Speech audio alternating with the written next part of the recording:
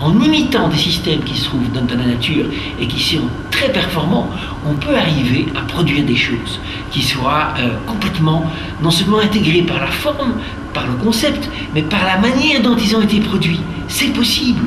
On arrive déjà à faire certaines choses dans ce domaine-là. Donc moi, les modèles que je montre sont quelque chose qui nous rapproche de cet environnement naturel qui me plaît tellement.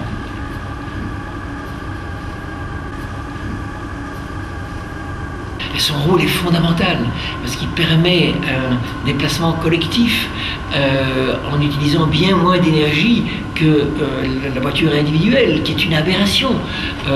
Les voitures pèsent de plus en plus lourdes et vont de plus en plus vite. La réglementation oblige les gens à rouler de moins en moins vite. Comment se fait-il qu'on peut développer deux systèmes qui sont aussi antinomiques? La voiture de plus en plus lourde consomme donc de plus en plus d'énergie.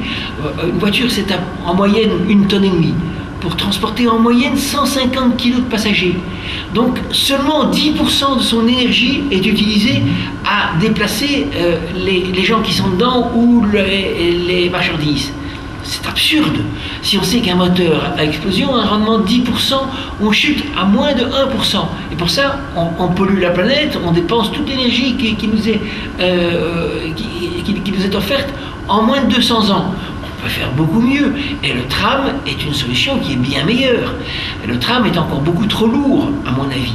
C'est-à-dire que le tram actuel pèse plusieurs dizaines de tonnes pour transporter en heure creuse quelques passagers. Et là, on n'est plus rentable. Leur tram est rentable quand il est rempli, ça certainement.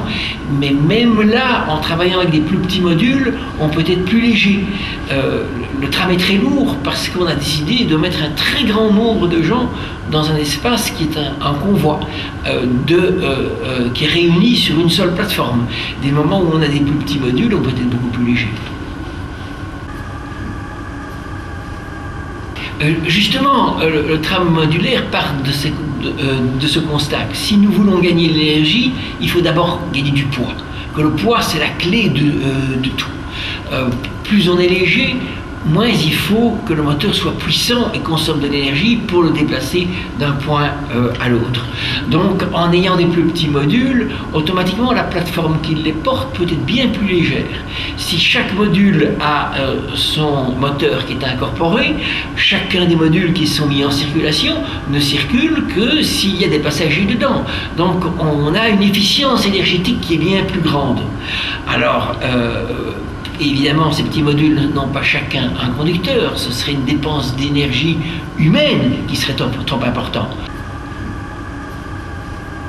Et ainsi avoir un moyen de transport qui est adapté à n'importe quelle heure du jour ou de la nuit. Parce qu'un tram, avec toute son efficience qu'il a maintenant, pour ne pas trop fonctionner à vide, mais à 3 h du matin, on n'en trouve plus. Qu'est-ce qu'on fait pour rentrer à ce moment-là? C'était un gros problème.